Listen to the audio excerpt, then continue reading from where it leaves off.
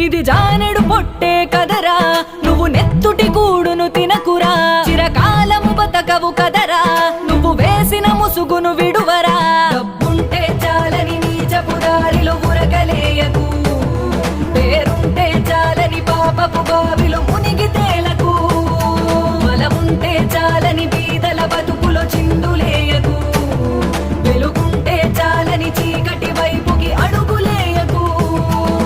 పరమేశ్వరుని మూడో కన్నే అన్నీ చూస్తుంది, శిక్షలు వేస్తుంది, తప్పించుకోలేవులే.